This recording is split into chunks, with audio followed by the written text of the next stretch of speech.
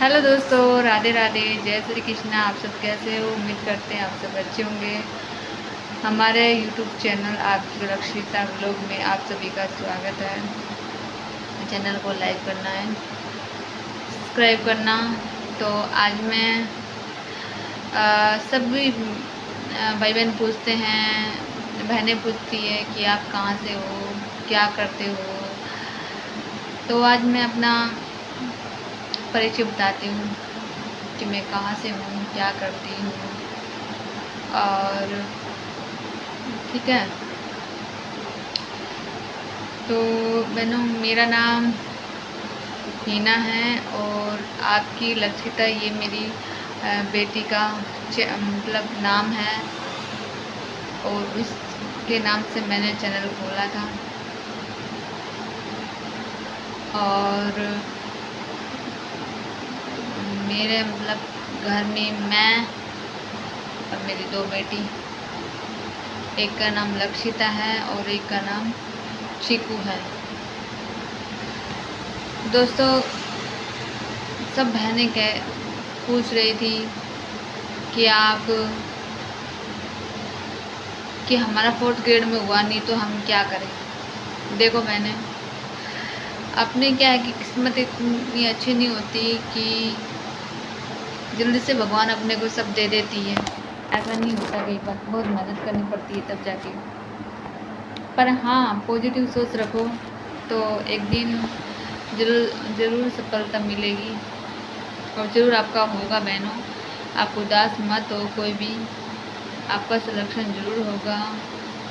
और बस high court सुनवाई कर ले और उसके बाद आपका सिलेक्शन ज़रूरी है। ठीक है, मेरी शादी 2016 में हुई थी और फिर हमारे मतलब मैरिज लाइफ अच्छे से चल रही थी। 2017 में मेरी बेटी होती है और फिर ऐसे ही हम मतलब खुशी खुशी रह रहे थे। फिर 18, 19 और 20 में मेरी सास वो ऑफ हो जाती है। उसको टीवी था तो इसलिए वो ऑफ हो जाती है। तब देखो, घर का कोई भी सदस्य जब चला जाता है तो दुख तो बहुत ही होता है, क्योंकि इंसान जब अपने पास रहता है वो चला जाता है, दुख तो होता ही है। फिर बाद में फिर हम बस ऐसे ही, चलो वो तो मतलब जिसका जन्म हुआ उसको जाना तो है ही। फिर 21 और 22 में मेरी जो बेटी है मनीषा, उसको अचानक बुखार हो जाता है। और बुखार होने के बाद जब मैं डॉक्टर को लेके जाती हूँ तो उसका चेकअप वेकअप करवाया हमने। फिर उसको डेंगू बताते हैं कि इसको तो डेंगू है। फिर मैंने वहाँ पर नीमराना मैंने उसको दिखाया। फिर वहाँ से डॉक्टर ने बोला कि इसको आगे लेके जाओ। बस डॉक्टर ने ऐसे बोला कि इसको आगे लेके जाओ, तो उसी टाइम मेरी तो हिम्मत मतलब टूट गई कि ऐसा भी क्या हुआ। पहले ज़माने में बुखार होता था, एक एक महीने तक लोग बच्चे ठीक हो जाते थे। और अब फिर हमने उसको जयपुर में भर्ती करवाया। फिर एक रात हम रुके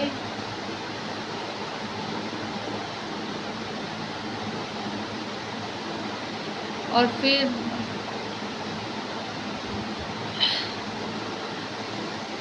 2022 में और 17 तारीख थी उस टाइम। तो भगवान को तो कुछ और ही मंजूर था, तो डॉक्टर उसको नहीं बचा पाए।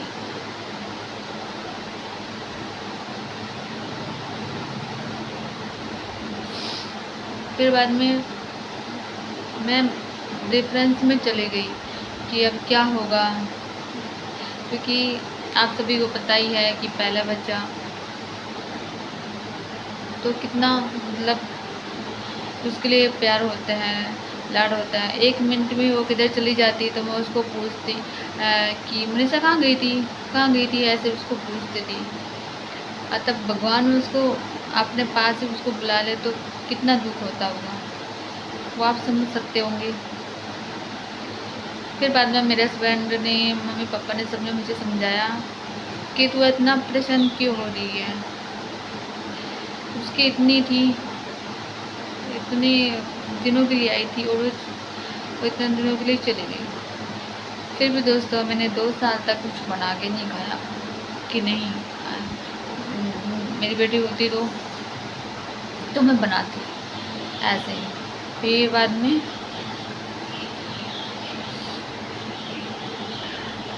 सॉरी दोस्तों, फिर बाद में मेरी एक लक्ष्य था, ये 8 महीने की थी उस टाइम, ये 5 मिनट तो बोला कि एक गई है तेरी बेटी, दूसरी है ना, फिर तो इतना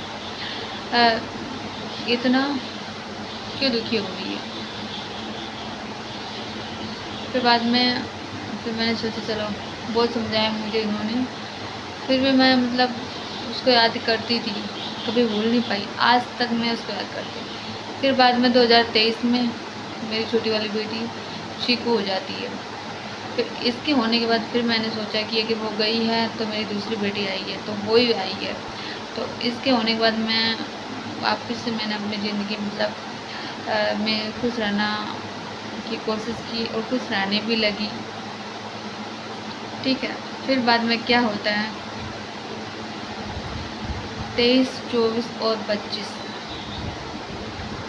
1.5 साल के बाद हस्बैंड उनके पेट में दर्द होता है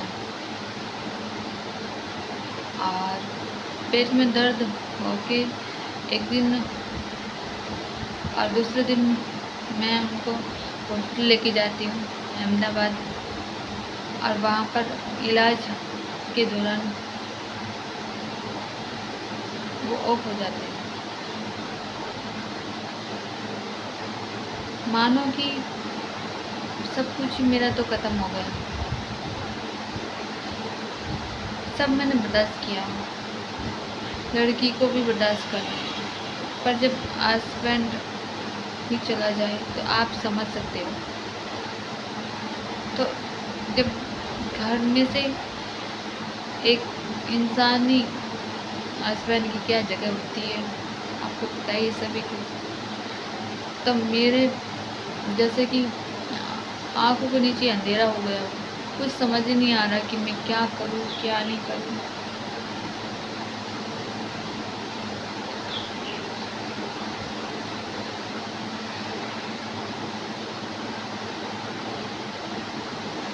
फिर बाद में 4-5 महीने तक ऐसे दिमाग काम नहीं करता, बस ऐसे ही मतलब बैठी रहती, कुछ खाते नहीं, बस सोचती रहती कि भगवान ने मेरे साथ ये क्या किया, ये ऐसा नहीं करना चाहिए था, भगवान को ऐसा क्यों किया। फिर बाद में मम्मी पापा ने समझाया कि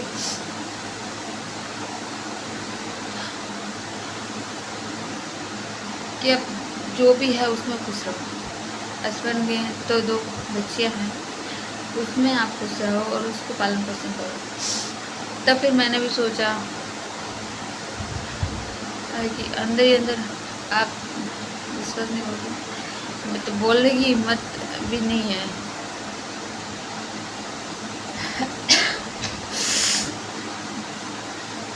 फिर बच्चों के लिए मैंने खुद को संभाला और वापस से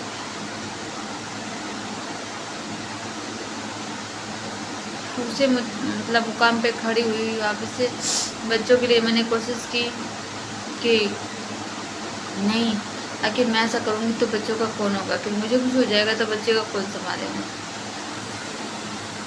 ऐसे दोस्तों, और हम